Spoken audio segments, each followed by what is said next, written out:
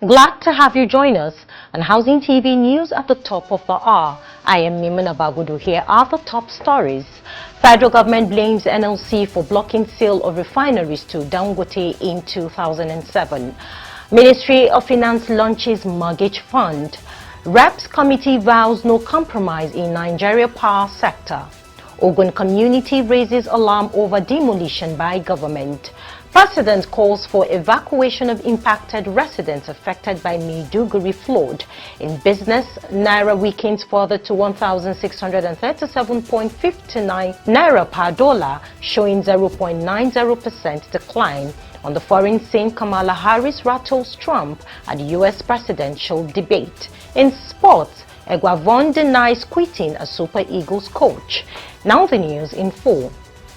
Presidency on Tuesday blamed the current state of the nation's refineries, including Port Harcourt, Warri and Kaduna refineries, on the opposition by Labour to federal government plans to sell them to Aliko Dangote and Femi Otedola. Bayo Onanuga, the special advisor to the President on Information and Strategy, revealed these while reacting to claims of human rights abuse levied against the present administration by the Trade Union Congress of the United Kingdom over the arrest of Joe Ajaero, president of the Nigerian Labour Congress, NLC. The NLC president was unable to attend the meeting organized by the Trade Union Congress in the United Kingdom, which opened on Tuesday following his arrest. Onanuga, while condemning the claims that the government was against human rights, accused the labor unions in Nigeria of pursuing narrow interests that had in the past only stunted the economic growth and development of the country and even compromised the material well-being of the workers and the poor people they protect. Onanuga cited the case, the strong opposition of the NLC and TUC to the sale of Port Harcourt and Kaduna refineries to Blue Star Consortium, promoted in 2007 by Aliko Dangote and Femi Otedola during the administration of former President Olusegun Obasanjo. Now, the Ministry of Finance has introduced a new market-driven mortgage fund to boost affordable home ownership in Nigeria. This was revealed recently as part of the 1 Million Homes Presidential Initiative. The Minister of Finance, Mr. Wale Edun, highlighted that the fund, known as the Ministry of Finance Incorporated Real Estate Investment Fund, will offer low-cost mortgage options, particularly targeting pension account holders. Edun stated that the initiative aims to provide affordable mortgage solutions for a wider portion of the population, making home ownership more accessible across the country. Now, the Minister of Housing and Urban Development, Architect Ahmed Dengiwa, has urged the use of local materials in construction projects to promote sustainable housing in Nigeria. Speaking at the 2024 Aki-Build exposition in Abuja, Dengiwa highlighted the importance of eco-friendly and climate-smart practices to address the country's housing deficit. He encouraged architects and construction professionals to embrace these sustainable methods as part of Nigerians' broader effort to meet its housing needs. Now, the chairman of the House of Representatives Committee on Safety Standards and Regulations, Honorable Suleiman Abubakar Gumi, has said safety in the Nigerian electricity sector cannot be compromised. Honorable Gumi said these at the National Assembly Complex Abuja on Tuesday at a briefing ahead of a proposed Nigerian Electricity Supply Industry Safety Conference. He says the committee will collaborate with the association and other stakeholders in the power sector to organize the conference, which aimed at addressing issues of safety in the sector. Gumi further reiterated these challenges, which includes vandalism, theft, standard electricity materials and others which have been addressed in past, but the problem still persisted. Maiduguri is grappling with its worst flood disaster in 30 years, leading to the displacement of thousands of residents. The crisis has also resulted in the deaths of 80% of the animals at Sanda Kyarimi Park Zoo, and the Nigerian Correctional Service has managed to recapture 3 inmates who escaped during the emergency. President Bola Tinubu, who is currently abroad, has called for the immediate evacuation of residents from the most severely impacted areas. The National Emergency Management Agency reports that 70% of Maiduguri is underwater, with significant damage to crucial sites, including the Shehu of Borno's Palace and the University of Maiduguri Teaching Hospital. The state government has opened 3 internally displaced persons camps to help those affected by the floods. Residents of Sidipone in Ogun State are worried after the government demolished their security gate, leaving them exposed to potential criminal threats. These demolition, led by officials from the Ministry of Physical Planning and Urban Development, impact 6 villages. Community spokesperson Hakim Sofela claimed the demolition was done without warning. He said that Senior Special Assistant to the Governor, Tunde Olugbewisa, along with armed police, used an excavator to destroy the gate. Sofela added that the officials argued the land was needed for government purposes, despite previous agreements with the community. Governors across the southwest region have committed over 266 billion naira to develop new airports, despite concerns about the viability of many existing ones. The push for these new projects continues even as experts caution that some may face long-term profitability challenges. Several airport projects initiated by past governors have been left incomplete, creating financial burdens for their successors. Reports indicate that the current governors in Lagos, Ogun, Oyo, Osun, Ondo and Ekiti states are investing heavily in either existing airports or new sites, often at significant cost. The focus on these airport projects highlights a regional trend of substantial financial investment in aviation infrastructure, though doubts remain about their potential success and sustainability.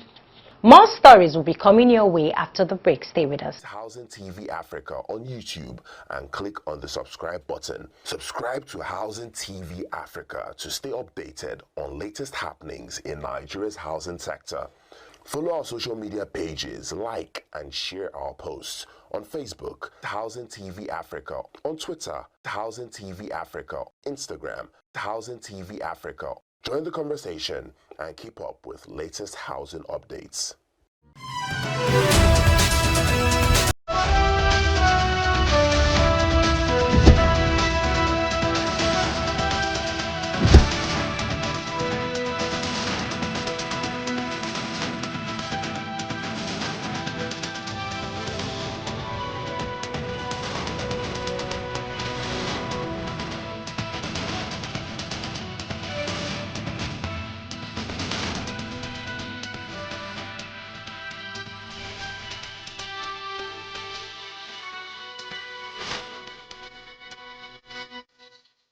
So glad to have you join us in Housing TV News. Moving on, a major traffic jam has been caused by a collapsed container truck on the Lugbe Airport Road in Abuja, between the Federal Housing Authority Bridge and the ShopRite pedestrian bridge.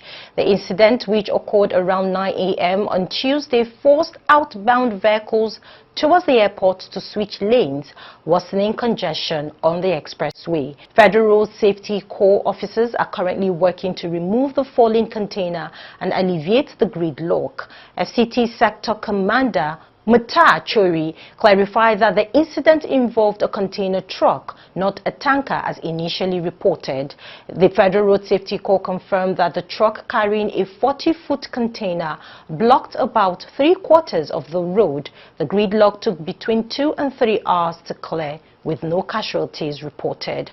Now, Lagos State Special Offences Court in Ikeja has sentenced American businessman Marco Antonio Ramirez to 74 years in prison for defrauding victims of $1.2 million through an EB-5 visa scam and an additional $368,698 in fraud. Justice Mojisola Dada delivered the verdict, finding Ramirez guilty on multiple charges brought by the Economic and Financial Crimes Commission, EFCC. The court ruling includes 8 years for each of the first 6 counts and 10 years for counts 7 and 8 of the first charge. For the second charge, Ramirez Falconets received 10 years each on count 1 through 12 for obtaining money under false pretenses and 10 years each on count 13 through 16 for theft. The FCC revealed that Ramirez and his companies, including USA Now LLC and Eagle Ford Instalodge Group LP, deceived victims by promising access to the EB-5 visa program for U.S. green cards and permanent residency, but instead misappropriated the funds for personal use. Now to business. The Nigerian naira has further weakened against the US dollar, with the exchange rate reaching 1,637 naira and 50 naira kobo by Tuesday's close. Data from the Nigerian Autonomous Foreign Exchange indicates a depreciation of 14 naira and 63 kobo from the previous rate of 1,622 naira and 96 kobo, reflecting a 0.90% decline in value.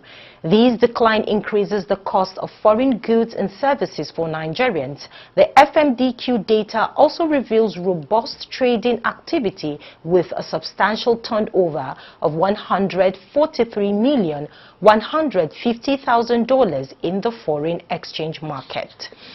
Now to the foreign scene. United States Vice President Kamala Harris and former President Donald Trump traded barbs for more than 90 minutes on Tuesday in a debate that was light on substantive policy and heavy on personal attacks. The debate between Kamala and Trump started with a handshake and ended with the candidates painting one another as awful leaders who should not be elected. Trump tried of portraying Harris as a far-left candidate who would pursue open border policies, ban franking, and confiscate people's guns. He also pushed to link her to President Joe Biden, painting them as fundamentally the same type of politician. Harris responded by questioning Trump's fitness for office. She also attempted to dismiss the former president as an object of ridicule. Donald Trump left us the worst unemployment since the Great Depression. Donald Trump left us the worst public health epidemic in a century. You will see during the course of his rallies, he talks about fictional characters like Hannibal Lecter. He will talk about windmills cause cancer. And what you will also notice is that people start leaving his rallies early out of exhaustion and boredom. People don't go to her rallies. There's no reason to go. And the people that do go, she's bussing them in and paying them to be there. She has a plan to confiscate everybody's gun. President Trump, she has a plan. Tim Walz and I are both gun owners. We're not taking anybody's guns away. So stop with the continuous lying about this stuff. Now in sports, Falconets head coach Christopher Danjuma says his team are excited about the prospect of facing Japan in the round of 16 of the ongoing FIFA Under-20 Women's World Cup in Colombia at Bogota last on Friday. Nigeria reached the stage after piping the Korean Republic 1-0, losing 3-1 to Germany, and then earning a comprehensive 4-0 win over Venezuela in Cali. Japan, one of the strongest forces in women's football globally, topped Group E, which also included Austria, New Zealand, and one of Africa's flag bearers, Ghana, who crashed out to the tournament after losing to Japan and Austria and securing a narrow win over New Zealand. After their last match in Cali, the Falconets have returned to the Colombian capital, Bogota, ahead of Friday morning's clash. Nigeria and Japan will face off at the Estadio Metropolitano de Tejo in Bogota, where the Falconets played their first two matches of the group phase against the Korean Republic and Germany, starting at 2 a.m. Nigerian time on Friday, September 13, which is 8 p.m. Thursday in Colombia. Still in sports, former Chelsea and Tottenham manager Mauricio Pochettino has been named the head coach of the U.S. men's national team. The 52-year-old is now the U.S. men's national team's 10th head coach in 14 years and was hired nearly 4 months after he left Chelsea, having spent just one season in charge. Austin Eguavoen has rejected rumors suggesting he has stepped down from his role as caretaker coach of Nigerian Super Eagles. Eguavoen, who emphasized that he remains in charge upon his return to Nigeria from the recent match in Rwanda. Addressing the situation further, Eguavoen explained that he only mentioned that he will be meeting with the hierarchy of the federation after 2 games to discuss the approach for the next matches. He expressed disappointment over the dissemination of inaccurate information. Under Eguavoen's guidance, the Super Eagles secured a 3-0 victory against Benin and were held to a goalless draw by Rwanda in Kigali on Tuesday.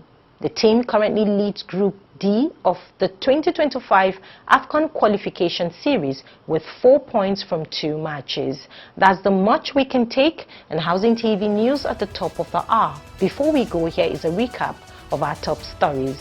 Federal government blames NLC for blocking sale of refineries to Dangote in 2007. Ministry of Finance launches mortgage fund. Reps committee vows no compromise in Nigerian power sector. Ogun community raises alarm over demolition by government. President calls for evacuation of impacted residents affected by Maiduguri flood. In business, Naira weakens further to 1,637.59 Naira per dollar, showing 0.90% decline. On the foreign scene, Kamala Harris rattles Trump at U.S. presidential debate. In sports, Eguavoen denies quitting as Super Eagles coach. To get more news in the housing sector, subscribe to Housing TV Africa on YouTube and follow our Housing TV Africa on all social media platforms. Do not forget to download the Housing TV Africa mobile app on Google Play Store and Apple Store to stay connected. I am Mimuna Bagudo. Thanks for watching and bye for now.